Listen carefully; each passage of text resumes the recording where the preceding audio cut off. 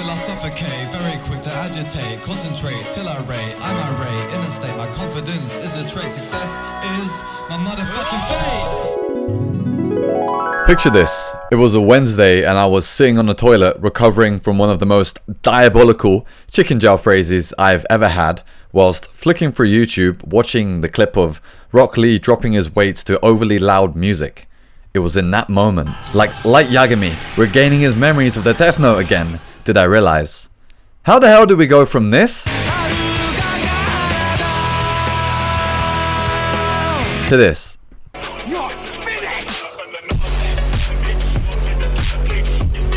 As time had gone on, not only had the anime continued to air and inevitably finish, the world's perception and reception had drastically changed too. In that moment, whilst I sat there contemplating the reasons for my existence, I also realized I was a part of that change. So I decided, there in that misty room, that I was destined to spread the word, to make the world aware. Not only had Naruto changed the world had changed Naruto. But first, I have some business to attend to.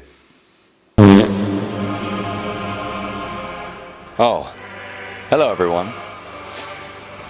My name is Sasuke Uchiha, but before we start the video, there's one thing I gotta do.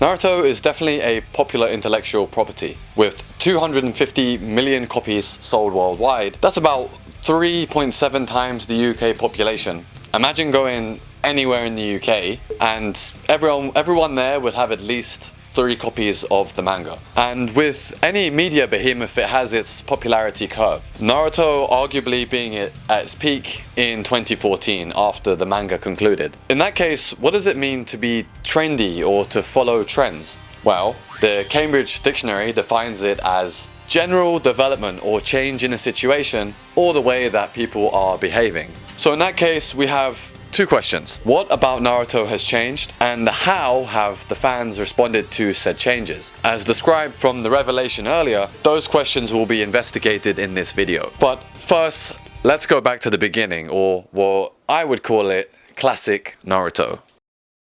Next up, going to school is pretty tough. Not really, Tom. Well, it is when you're the class clown in a school full of ninjas. Take it away.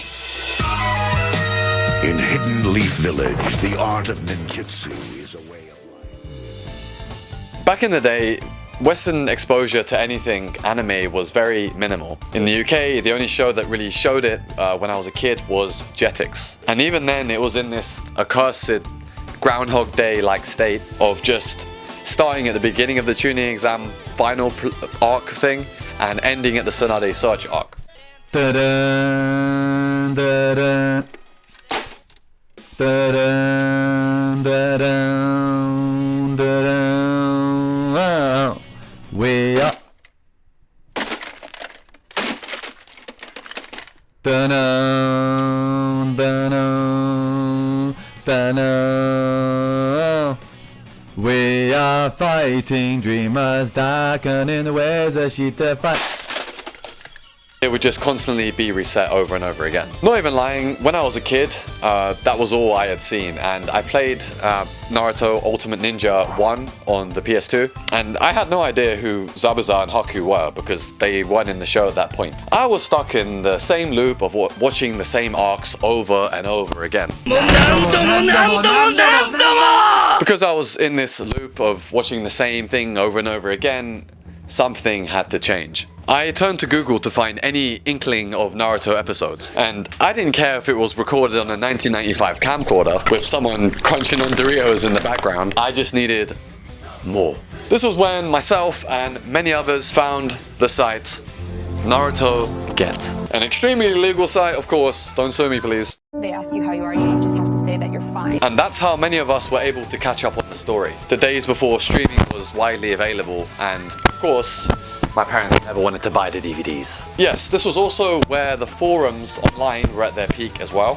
Where it was just normal to ask strangers online who their Naruto their favorite Naruto character was. It was truly a wholesome time indeed. They had everything on there, with people asking each other for links for DVDs, to even like tips of what to do when waiting for new Naruto episodes to come out. What a simple time. Even talking about the effects of Naruto on the Winter Olympics.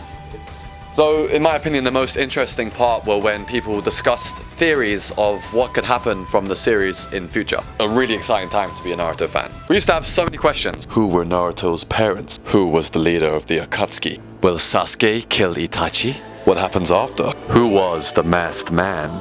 And of course, what was up with Naruto's whiskers, man? Don't forget, a lot of us were children and early teens at that time. Back then, the world was still interesting, and really, we had nothing better to do. I know I didn't. But of course, I had great Naruto games like Ultimate Ninja and Path of the Ninja on the DS. Great game. At the time, we existed, but we were never that united until the inception of YouTube.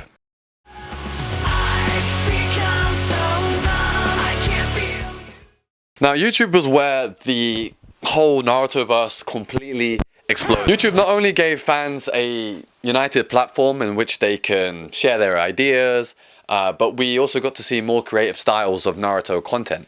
And one of my favorites on this era was Naruto Idol. It was the style of American Idol where various Naruto characters would sing a song using parodies from other sites. And Sakura, Naruto, and Yondaime, as he was called back then, were the judges. By today's standards, of course, the judge parts don't really hold up. It's just pictures with text with Windows Movie Maker and with Bowling for Soup playing in the background. But back when I was a child, though, this is one of the best things ever. Real Ninjas was another fun parody. It was an instructional video which followed its namesake, how to be a real ninja. The editing was incredible for its time and even holds up today. Finally, real ninjas create AMVs. AMVs, or anime music videos as they're called, were an absolute game changer. They were one of the first instances of the Naruto fans' expression in response to the anime. Let me explain. You see, at that time it wasn't really common to get music from the real world and mix it with anime. Fans were able to express their feelings about different moments in the anime using the songs that they liked. But the best thing about it, though, was that a lot of the lyrics actually matched the things that were going on in the story and in that particular moment. For example, I Know I've Become perfectly captures Naruto's struggle to control the Kyuubi and the shame that he had when giving in to his own darkness and rage. Or Hero by Skillet, when Naruto learns Sage Mode and enters the village to go and save everyone. Back in the day, and even now, AMVs get me super hyped because they would combine my two favorite things, Naruto and alternative metal. I actually got into a lot of these songs just because of the AMVs as well, and kind of shaped my music taste for the rest of my life. It was a type of magic, like something you couldn't really just explain, something you can only feel, and I think every Naruto fan at that time at least tried to make an AMV back then, and I know that I definitely did. In those days, the YouTube community was a lot kinder too, in my opinion. We used to be able to have friends on YouTube, we could have our own channel pages and even message other users. I remember talking to my YouTube friends and asked them to rate my videos as 5 stars and leave a comment on the new videos, and I would do the same for them. Man, I miss those days. It wasn't just all fun and AMVs though, because again, where there's light, there is shadow, and in hindsight, this is hilarious. What I'm talking about are the online arguments about which big 3 anime is the best, Naruto, Bleach, or One Piece, and it was crazy because people really went at each other for this kind of stuff. I mean, have a look at this. Dragon Ball Z destroys Naruto, and Naruto has nothing on Dragon Ball Z. These were some of the hottest discussions for Flame Wars in the YouTube comment section. In fact, those who were always sided with Naruto were called Narutard. Narutards. I think they still are, really, but nobody really uses it like in a demeaning way. It's more just ironic now, like the word weeb. No one really uses weeb as an insult anymore. These times were wild, man. It was like the Avengers Civil War of anime. Some fans were even called elitists. These were the type of people that would gatekeep the anime and try and stop people from watching it because they felt like they wouldn't appreciate it or understand it.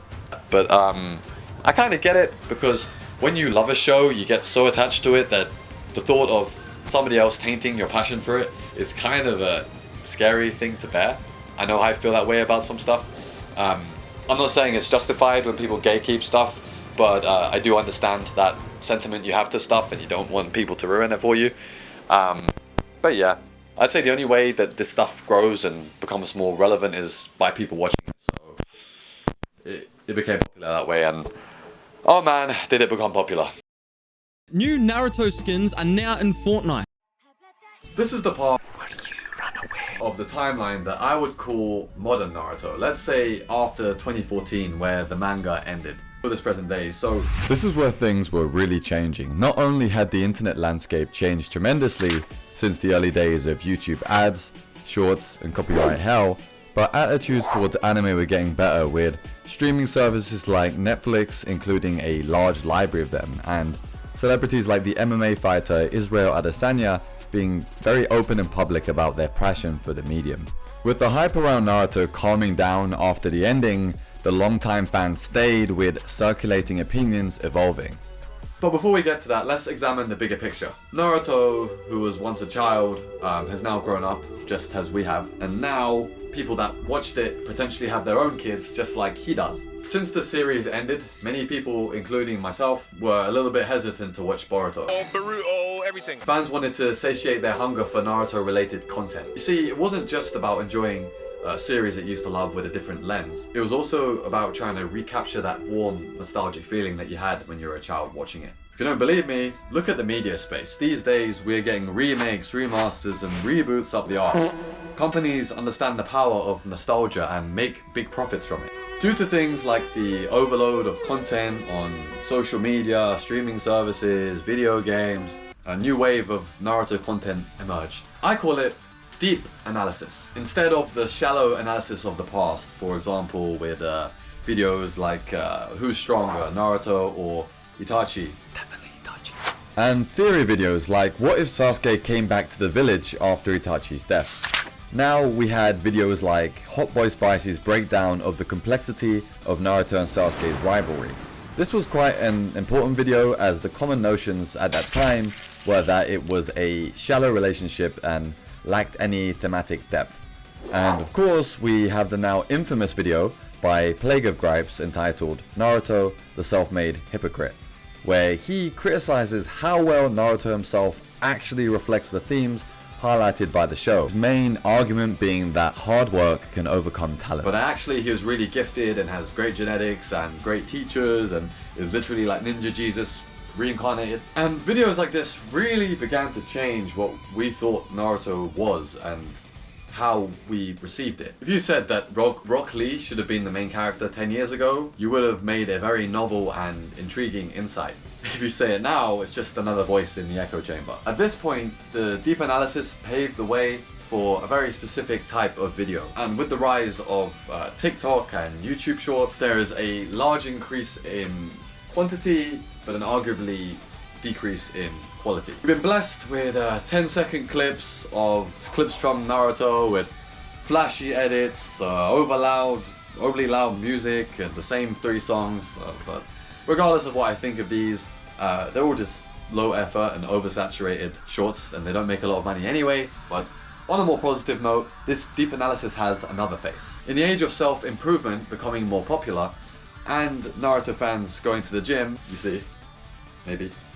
We have self-improvement through anime. In the last 5 years or so, the internet has exploded with these kinds of videos and this kind of content. Life lessons from anime, Rock Lee's training in real life, using clips of Naruto for self-improvement endeavors. Honestly, I actually think they go well together, despite my cynicism to more contemporary things about Naruto. It does make a lot of sense because at the end of the day, Naruto's messages are tied deep to the roots of Japanese culture, being humility, respect, hard work. And videos like this are meant to modernize Naruto's messages and use these ideas and these characters as role models to motivate people when they're going through difficult times. Through my experience reading self-help books, and content like this can be addicting and give someone a false sense of progress. More to the point, the gap between real life and Naruto has definitely gotten narrower. Look at what I'm doing right now. I mean, I'm literally in my shed, dressed up as Sasuke, doing Naruto analysis. So let's ask ourselves this question. At what point are we over-analyzing something? Well, I'd say if we're no longer able to draw any valuable conclusions from said work, from said analysis, it's pretty worthless, right? For comparisons, let's look at the legacy of Dragon Ball. Like Naruto, it's been around long enough to see the pre-internet era and the internet era. I'd say the difference in respect to analysis is that the fans have had more time to sort of marinate these opinions and then come on the internet and bring them forward. From what I've seen, there's a lot more DBZ YouTubers than Naruto YouTubers. Probably for this reason. Dragon Ball still has merchandise coming out, but it peaked a long time ago, I think. And the Naruto fandom is still very popular with a lot of continued stuff coming out as well. Like Boruto and another version of Storm 4. I can see Naruto becoming a relic of the past, but not anytime soon. So there's still years of many shitty shorts, deep analysis, and motivational videos coming soon. The day will come when I can be like him. For me, Naruto is the intellectual property which has had the most influence on my life. Naruto was there when I was a kid. I was all alone on Saturdays. He was there when I was getting bullied in high school. Those two are definitely linked. He was there when I was struggling in university. And when I traveled and lived in Asia and had some of the most amazing years of my life so far. I honestly owe a lot to the series, and it gave me ideals to believe in when I was lacking in good role models. And of course, lots of fun and games as well. As much as I'm happy that more people wear Naruto t-shirts now and gives me an excuse to make random conversations with people, I really do hate how things like the shorts have taken the build up out of a lot of incredible, meaningful scenes and just exaggerated what's going on. However, I am an advocate for how Naruto and its themes can help people struggling. I mean, how many videos have I made on that topic? But yeah, I miss the days of searching endlessly for the slightest whisper of a Naruto episode on TV. Those days feel like a far-off dream to me now. So at least with things like YouTube, I can do what I'm doing now, and I have an audience that will listen, and we can talk about the thing that I love. So yeah, that's it. That's my meta-analysis on Naruto, and looking at how others' work have shaped perceptions towards the medium. I hope you've enjoyed. I've been Sir Lance.